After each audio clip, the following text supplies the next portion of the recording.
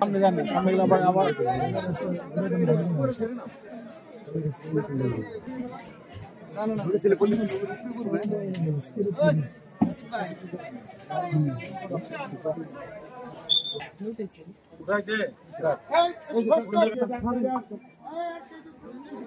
সন্ধে ই করছে, আঘাত করছে।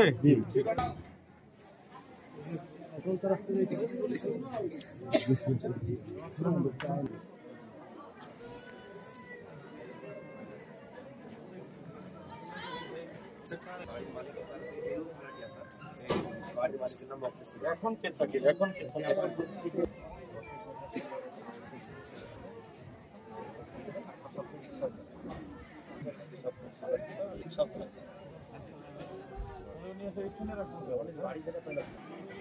রিক্সার অংশ জি স্যার আগেও এই ঘটনা ঘটাইছে।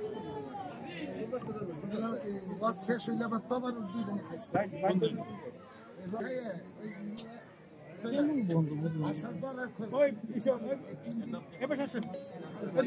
রনির সাথে থাকে, রনি তার বন্ধু। রনির খোঁজ করতে করতে তারা আজকে রনির বাড়িতে আসছে। এসে ধরেন যে এই ভিতরে এই দরজা দিয়ে ঢুকে দেখে যে এই রিক্সাটা এখানে, যেহেতু এই রিক্সাটা চালাইতো, এই রিক্সাটা এখানে পেয়েছে, কিন্তু রনি নাই। রনিকে না পেয়ে সন্দেহ হলে বা জিজ্ঞেস করছে তার ওয়াইফকে, বলতে পারেন রিক্সা এখানে দেখার পরে যে খোঁজাখুঁজি করতে দেখে যে আলগা মাটি।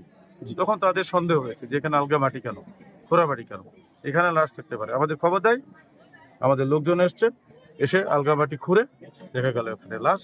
লাশটি হালিমের বলে জানা গেল। এখন আমাদের মূল সাসপেক্ট রনি। আমরা রনিকে শীঘ্রই আইনের আওতায় নিয়ে আসবো এবং আমরা বাদী মামলা দিলে আমরা দ্রুত মামলা রুজু করে আইনগত ব্যবস্থা।